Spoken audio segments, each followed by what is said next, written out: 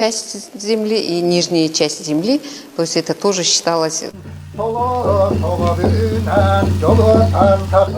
샤먼이 의식을 주재할 때 나무만큼이나 중요한 것이 또 있다.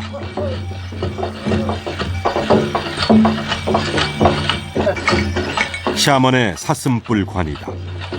이들에게 나무가 하늘로 통하는 길이라면 사슴은 하늘로 인도하는 전령사였다.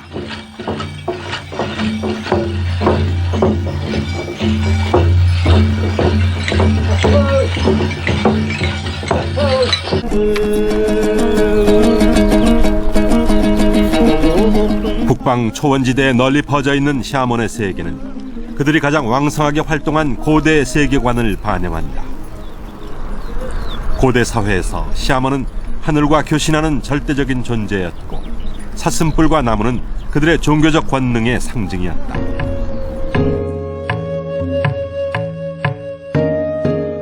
사르마트 지역에서 발굴된 왕관.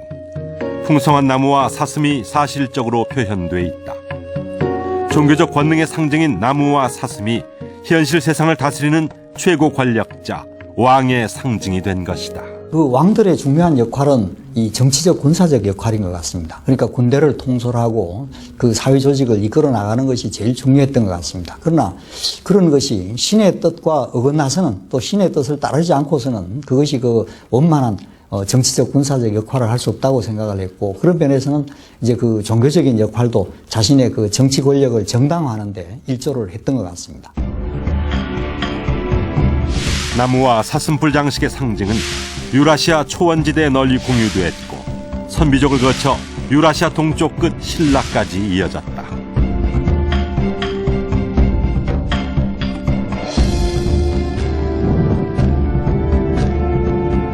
사람이 오고 가는 길을 따라 문화는 흘렀고 마릿간 시대 김씨 왕족의 등장과 함께 북방 유목민의 세계관도 함께 들어왔다.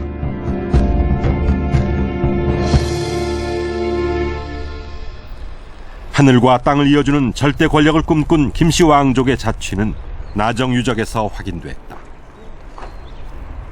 땡겨라 네가.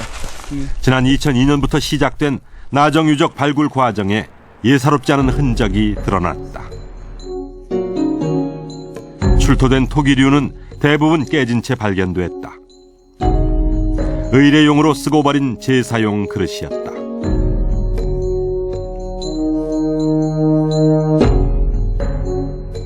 깨진 제기들이 발견된 곳은 거대한 규모의 건물이 있던 자리였다.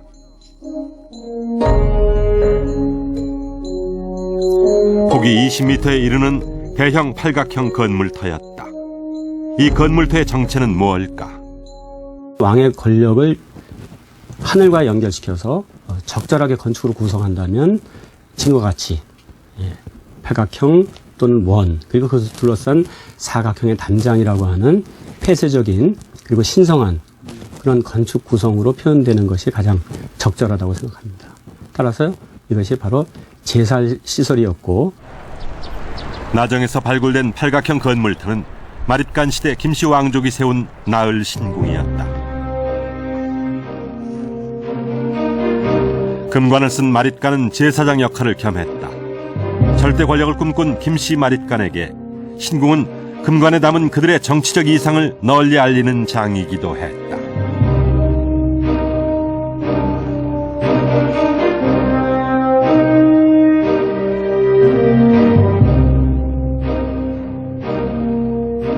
천신에 대한 제사를 지내는 신궁을 제사 지냄으로써 자기가 하늘로부터 왕권을 신탁받았다는 이런 거를 이제 과시하고, 그러면서 박석김을 다 아우르는 그야말로 신라의 마릿간. 이제 그러면서 사실은 왕으로 넘어가잖아요. 거기에 이제 이 신궁이 정치적 통일, 사상적 통일의 이데올로그로서 활용을 하는데 목적이 있었다고 할 수가 있습니다. 신라 금관의 나뭇가지와 사슴뿔 장식은 하늘과 신라 땅을 잇는 제사장의 상징이자 하늘의 신탁을 받아 현실 정치를 구현하는 절대 권력의 상징이었다.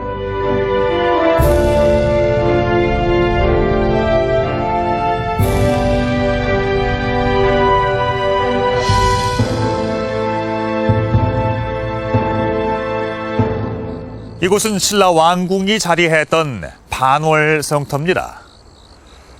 김씨 왕족들이 반월성의 왕좌에 오른 마립간 시대, 한반도에서 가장 뒤처졌던 신라는 눈부신 성장을 일궈냅니다. 한강 진출의 교두보를 마련한 것도 바로 이 시기였죠. 금관은 김씨 왕족과 그 운명을 함께 했다 해도 과언이 아닌데요. 그런데 왜 금관은 역사의 무대에서 사라지게 된 걸까요? 금관의 시대가 막을 내리게 된 그 이유를 지금부터 추적해 봅니다.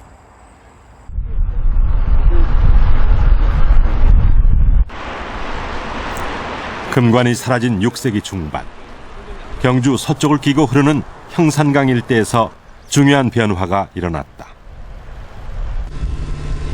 대릉원의 김씨 왕족 무덤이 평지를 떠나 형산강 너머의 산으로 올라간 것이다.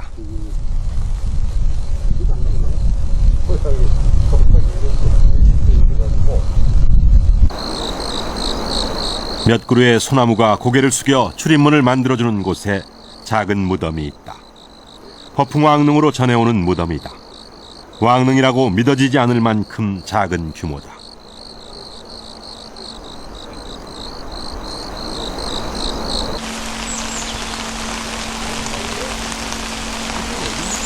산으로 올라간 김씨 왕족의 무덤은 규모뿐만 아니라 내부 구조도 달라졌다.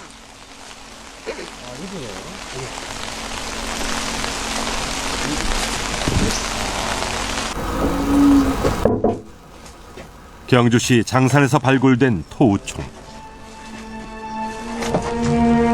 6세기 중반에 조성된 이 무덤은 옆으로 통로를 내고 돌을 쌓아 무덤방을 만든 횡혈식 석실분이다. 출토된 부장품도 토기류가 주를 이루었다. 대릉원의 무덤이 평지를 버리고 산으로 올라오면서 화려한 황금 유물도 사라졌고 금관도 자취를 감춘 것이다.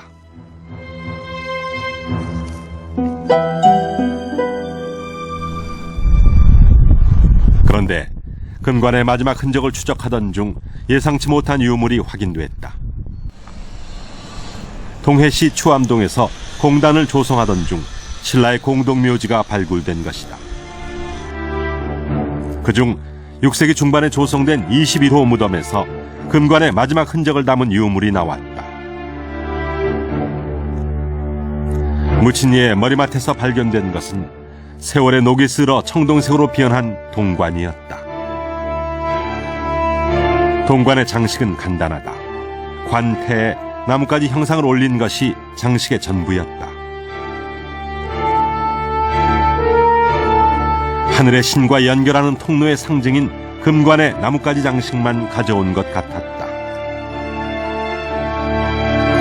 동관과 함께 출토된 인고를 분석한 결과 그 주인은 여성이었다.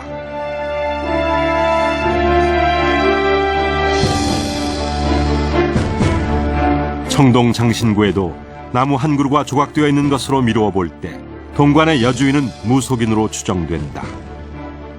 동관의 주인공은 여성이지만은 그 당시에 삼척 외곽에 다시 말하면 부평 지역에서 그 종교적인 의식을 담당했던 여성으로 저희들이 추정하고 있습니다.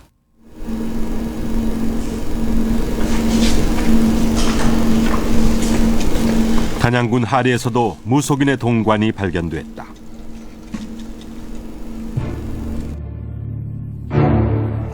관태에 솟아있는 나무 형상의 장식이나 모양이 추암동 동관과 똑같다.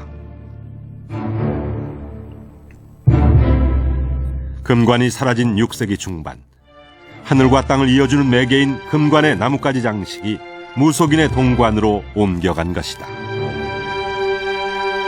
동관을 쓴 전문 무속인의 등장은 왕이 제사장을 겸하던 재정일치 시대에서 벗어나 이미 새로운 시대로 진입했다는 뜻이었다.